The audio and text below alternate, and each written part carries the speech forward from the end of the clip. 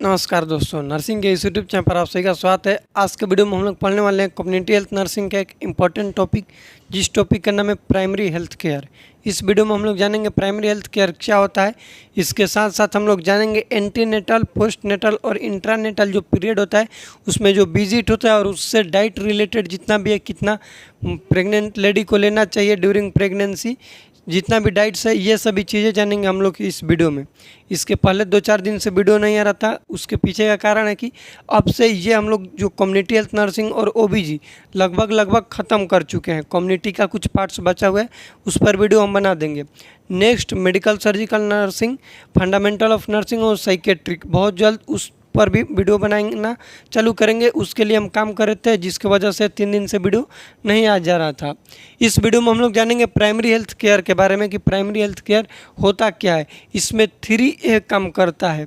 Primary health care का हम लोग जब डिफिनेशन याद करते हैं तो इसमें 3A काम में आता है। एक्सेप्टेबल, याद रखना, एक्सेप्टेबल, अफोर्डेबल और ईजिली अवेलेबल। 3A याद रखना। इसमें क्या क्या होता है डिफिनेशन में आप लोग को बस 3A याद रखना है। इसमें it is given the care date is essential, acceptable, क्या होना चाहिए, एक्सेप्टेबल हो जाए, कम्युनिटी पार्टिसिपेंट ईजिली अवेलेबल होना चाहिए, साथ ही साथ क्या होना चाहिए, अफोर्डेबल होना चाहिए। उसको भी लिख लीजिएगा, अफोर्डेबल, अफोर्डेबल, इजली आदमी एफर्ट कर सके, उसको ले सके, ये होना चाहिए। प्राइमरी हेल्थ केयर के डिफिनेशन में 3A आप लोग याद रख सकते हैं। डिफिनेशन इसका समझेंगे, क्या बोल रहे हैं कि it is given the care date is essential. ये क्या है, एक केयर जो दे रहा है जो कि इसेंशियल है, एक्सेप्टेबल भी होना चाहिए, साथ ही साथ ऐसा नहीं कि जो प्रेग्नेंट लेडी है, प्राइमरी हेल्थ में केयर जो है उसमें हम लोग उसी से रिलेटेड ज़्यादा पढ़ते हैं, प्रेगनेंसी से रिलेटेड, तो वैसा केयर नहीं देंगे जो कि उसके एक्सेप्ट नहीं कर पाए। एक्सेप्टेबल होना चाहिए, कम्युनिटी पार्टिसिपेंट्स ईजिली अवेलेबल होना चाहिए, जो भी कम्युनिटी के लोग हैं उनके लिए अवेलेबल होना चाहिए, साथ ही साथ मिनिमम कॉस्ट और फ्री ऑफ कॉस्ट, जिसको हम लोग बोलते हैं अफोर्डेबल, याद रखिएगा। प्राइमरी हेल्थ केयर में 3A आप लोग इसको याद कर सकते हैं। ऐसे भी डिफिनेशन कभी भी अपने से भी लिखिएगा तो ये चीज़ लिख लीजिएगा, एक्सेप्टेबल, अफोर्डेबल और अवेलेबल, बस। नेक्स्ट इसका हम लोग जानेंगे कि जो WHO है ये कब आया था। WHO स्थापना जो हुआ था वो तो 1948 में हुआ था, लेकिन हेल्थ फॉर ऑल कॉन्सेप्ट कब दिया गया था, तो 1977 में WHO के द्वारा दिया गया था। ये भी क्वेश्चन पूछा जाता है कि हेल्थ फॉर ऑल कॉन्सेप्ट कब दिया गया था, तो 1977 में। एक पूछा जाता है कि अल्मा आटा जो कॉन्फ्रेंस हुआ था वो कब हुआ था, तो 1978 में हुआ था।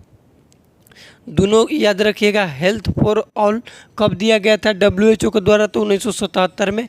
अल्मा आटा कॉन्फ्रेंस जो हुआ था दिल्ली में, उसके वो कब हुआ था पूछा जाता है, तो बोलेंगे 1978 में, बस।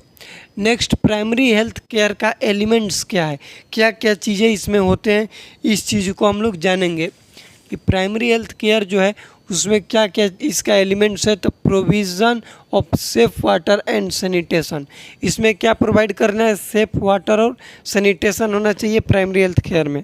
सेकेंड इसका easily assessment of disease and proper treatment, जो भी कोई भी डिजीज़ हो, कम्युनिकेबल हो, नॉन कम्युनिकेबल हो, कोई भी डिजीज़ है उसका क्या होना चाहिए, ईजिली असेसमेंट होना चाहिए, साथ ही साथ उसका प्रॉपर ट्रीटमेंट होना चाहिए, जो कि प्राइमरी हेल्थ का एक एलिमेंट्स है, एक पार्ट्स है।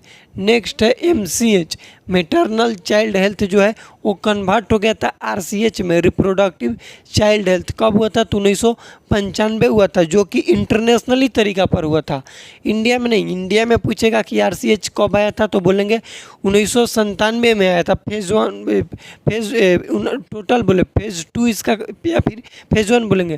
फेज़ 2 कब आया था, तो 2005 में।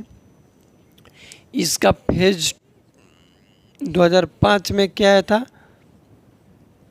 फेज़ 2, RCH का फेज़ 2 कब आया था, 2005 में, जननी सुरक्षा योजना के साथ। जननी सुरक्षा योजना भी कब आया था, 12 अप्रैल 2005। इसके साथ ही याद रखिएगा कि 2005 में दो हम लोग पढ़ते हैं प्रोग्राम, एक जननी सुरक्षा योजना पढ़ते हैं जो कि 12 अप्रैल को आया था। Next RCH reproductive child health जो है उसका फेज 2 आया था, कब? तो 2005 में। अब जो RCH इंडिया में आया था 1997 में, ये 3 चीज़ इसमें लाने का पर्पज़ था। क्या पर्पज़ था? एंटीनेटल, इंट्रानेटल और पोस्टनेटल जो मदर होती है उससे रिलेटेड उसका असिसमेंट करना, डाइट प्रोवाइड करना, ये सभी चीज़ें के लिए लाया गया था। तो चलिए हम लोग जानेंगे अब सबसे पहले एंटीनेटल के बारे में कि क्या होता है एंटीनेटल, क्या होता है वो इंट्रानेटल और पोस्टनेटल। एंटीनेटल जिसको हम लोग ANC बोलते हैं, एंटीनेटल केयर, इसे क्या है तो एक टाइम ड्यूरेशन है। कब से है? तो जब से मदर कंसीव करती है वहाँ से लेकर के ट्रू लेबर पेन तक। एंटीनेटल कब तक होता है? तो कंसेप्शन जब हुआ, जब वो कंसीव की, वहाँ से लेकर ट्रू लेबर पेन जब तक स्टार्ट होता है वहाँ तक के टाइम पीरियड को हम लोग बोलते हैं एंटीनेटल। ट्रू लेबर पेन से लेकर के जब तक फीटस डिलीवरी नहीं होता है, फीटस डिलीवरी तक, उसको बोलते हैं इंट्रानेटल। याद रखना इंट्रानेटल का मतलब क्या होता है। स्टार्टिंग कहाँ से होगा? ट्रू लेबर पेन से फीटस डिलीवरी जब तक होगा उसको बोलते हैं इंट्रानेटल। पोस्टनेटल कब बोलते हैं? तो फीटस डिलीवरी के बाद से जो टाइम पीरियड होता है उसको हम लोग बोलते हैं पोस्टनेटल। ज़्यादा क्वेश्चन एंटीनेटल और इंट्रानेटल से रिलेटेड पूछा जाता है कि एंटीनेटल कब बोलते हैं और इंट्रानेटल कब बोलते हैं। एंटीनेटल क्या है? टाइम पीरियड है कब से? जब से मदर कंसीव की वहाँ से लेकर के ट्रू लेबर पेन जब तक स्टार्ट नहीं होते वहाँ तक का। ठीक, अब जो एंटीनेटल केयर है इसमें WHO बोलता है कि अकॉर्डिंग टू WHO 8 विजिट होना चाहिए, मिनिमम 4। याद रखना है यहाँ पर कई बार 4 देता है, WHO के अकॉर्डिंग 8 विजिट होना चाहिए, मिनिमम 4 होना चाहिए। अब उस चारों का टाइम पीरियड पूछा जाता है। टाइम पीरियड याद रखिएगा कि क्या होता है, ये क्वेश्चन पूछा जाता है एग्जाम में, इसको क्वेश्चन मार्क कर लीजिएगा। WHO के अकॉर्डिंग एंटीनेटल विजिट जो 4 होता है कब कब होता है? तो याद रखेंगे 16 वीक, 28 वीक, 32 वीक और 36 वीक। ये वीक याद रखिएगा। फर्स्ट जाएगी 16 पर, सेकेंड 28 वीक पर, थर्ड जाएगी 32 वीक और फोर्थ टाइम लास्ट बार जाएगी 36 वीक पर। ये क्या है? वीक्स, इसको लिख लीजिएगा वीक्स। ये तो WHO के अकॉर्डिंग मिनिमम 4, वैसे 8 होता है। गवर्नमेंट ऑफ इंडिया के अकॉर्डिंग भी 4 होता है, लेकिन जो विजिट करने का एंटीनेटल केयर विजिट करने का जो वीक है उसमें चेंज आता है। फर्स्ट होता है 12, सेकंड होता है 20, बस यही 2 चेंज है। फर्स्ट होता है 12 वीक पर, सेकंड होता है 20 वीक पर, और थर्ड होता है सेम WHO के अकॉर्डिंग 32 और 36। ये है गवर्नमेंट ऑफ इंडिया के अकॉर्डिंग। मिनिमम कितना होना चाहिए? तो 4। ओवरऑल कितना होता है? तो 13 होता है, उसको भी लिख लीजिएगा यहाँ पर। ओवरऑल कितना बात करें टोटल, ऐसे आइडियली कितना होना चाहिए? तो 13 होना चाहिए। इसलिए थोड़ा सा लाइट कट गया था जिसकी वजह से डिस्टर्बेंस हो गया था। हम लोग जान रहे थे कि आइडियली जो है विजिट कितना होना चाहिए एंटीनेटल, तो 13। अब 13 में कैसे होता है कि 1 से 7 मंथ तक, 1 से 7 मंथ तक एवरी मंथ जाते हैं, तो इसका हो जाएगा 7। याद रखिएगा ये क्या होता है? एवरी मंथ जाएगी, तो ये 7 को हो गया। ठीक, उसके बाद 8वां मंथ पर जो होता है उसमें बोलते हैं कि हम लोग वो कैसे आएगी, तो सप्ताह में 2 बार आएगी। सॉरी, जो है एवरी वीक आएगी। एवरी वीक आएगी मतलब इसमें हो जाएगा 4, इसमें क्या हो जाएगा 4, यहाँ पर क्या होगा? एवरी वीक हो जाएगा, 4 बार आएगी। और जो 9 मंथ होता है ये 2 टाइम आएगी, और इसमें एवरी वीक नहीं, इसमें मंथ एवरी 15 डेज पर, 8वां मंथ पर। और जो 9 मंथ है उसमें एवरी वीक, तो ये हो जाएगा 4। टोटल जोड़ेंगे तो कितना हो जाएगा? ये हो जाएगा हम लोग का 13 हो जाएगा। याद रखिएगा, थोड़ा सा लाइन कट गया तो देखने में डिस्टर्बेंस हो रहा है, लेकिन सुनिएगा इसमें क्या लिखे हैं कि एवरी जो 1 से 7 मंथ तक है वो एवरी मंथ जाएगी, 1 महीना में 1 बार जाएगी। ठीक, जैसे 8वां मंथ आएगा तो 15 दिन पर 1 बार जाएगी, तब 15 दूनी 30 दिन का महीना होता है, तो 8वां महीने में 2 बार मदर जाएगी। लेकिन 9 मंथ पर क्या होता है कि 4 बार जाना है उसको एवरी वीक। फर्स्ट वीक में भी जाएगी, सेकेंड में भी जाएगी, 3rd वीक पर भी जाएगा और 4th वीक पर भी जाएगी। तो ये हो गया एंटीनेटल आइडियली जो होता है उसका टाइम पीरियड, ये हो गया। अब ये हम लोग जानेंगे इससे रिलेटेड। अब हम लोग जानेंगे कि मदर को एडवाइस क्या किया जाता है एंटीनेटल केयर जो होता है। बोर्ड पर जो लिखे थोड़ा बहुत दिख रहा होगा, लाइट आएगा तो आ जाएगा, हम बोल रहे हैं उस चीज़ को थोड़ा सा समझिएगा। पहले लिखे हैं कि एनर्जी, वो एनर्जी मतलब कार्बोहाइड्रेट होता है एनर्जी, वो कितना रिक्वायरमेंट होनी चाहिए मदर को जो कि प्रेगनेंसी है उसमें और लैक्टेशन में। तो प्रेग्नेंट लेडी को प्लस 300 से 350 किलो कैलोरी उसको चाहिए। 300 से 350 यदि एक पूछा जाए तो 350 बोल देंगे पर डे चाहिए। इसको याद रखिएगा। क्या है, प्रेगनेंसी में कितना कार्बोहाइड्रेट या फिर एनर्जी चाहिए, ये क्वेश्चन सब पूछा जाता है। ये जो डाइट से रिलेटेड जहाँ पर हम लिखे हैं सभी क्वेश्चन पूछे जाते हैं। कितना चाहिए, 350 kilo calorie per day. Next lactation, यदि वो ब्रेस्ट फीडिंग पर है तो उसमें कितना चाहिए, तो ब्रेस्ट फीडिंग में 550 किलो कैलोरी चाहिए। कितना चाहिए, 550 किलो कैलोरी चाहिए। ये भी क्वेश्चन पूछा जाता है। नेक्स्ट, प्रोटीन कितना चाहिए मदर को। एक नॉर्मल आदमी को प्रोटीन उसके डेली रिक्वायरमेंट के आधार पर बात करें तो आरडीए जिसको बोलते हैं डेली रिक्वायरमेंट अलाउंस, उसका फुल फॉर्म जो होता है उसके अकॉर्डिंग 1 ग्राम पर केजी के हिसाब से चाहिए। कोई व्यक्ति 50 केजी का है तो उसको 50 ग्राम डेली चाहिए। लेकिन ड्यूरिंग प्रेगनेंसी टाइम वो बढ़ जाता है। कितना बढ़ जाएगा, तो बढ़ेगा कब, फर्स्ट ट्राइमेस्टर और सेकेंड ट्राइमेस्टर। फर्स्ट ट्राइमेस्टर में 9.5 ग्राम उसको देना चाहिए। सेकेंड ट्राइमेस्टर में वो बढ़ के 22 ग्राम तक चले जाएगा। क्यों, क्योंकि प्रेगनेंसी में प्रोटीन का बहुत ज़्यादा नीड होता है। हीमोडाइल्यूशनल स्टेट होता है, जो उसके फीटस है उसको भी प्रोटीन का ज़रूरत होता है। प्रोटीनूरिया भी होता है, यूरिन में प्रोटीन एक्सक्रीट आउट भी होता है बहुत सारे कंडीशन में, जिसके वजह से प्रोटीन एक्सक्रीट आउट हो जाएगा तो प्रोटीन का डिफिशियंसी देखने को मिलेगा उसके वजह से। नेक्स्ट है लैक्टेशन में, यदि अर्ली हो रहा है तो 16 ग्राम पर डे के हिसाब से चाहिए, और लेट मतलब कि थोड़ा सा 3 महीना 4 महीने ऐसे लैक्टेशन, क्योंकि 6 मंथ तक होता है तो 3-4 महीना के बाद 13 ग्राम तक दे सकते हैं, 13.2 ग्राम पर डे। इसको याद रखिएगा। ये जितना भी डाइट रिलेटेड है इसको आप लोग याद रखिएगा। पहले हम लोग जाने कार्बोहाइड्रेट कितना चाहिए, तो प्रेगनेंसी में 350 किलो कैलोरी चाहिए, लैक्टेशन में 550 चाहिए।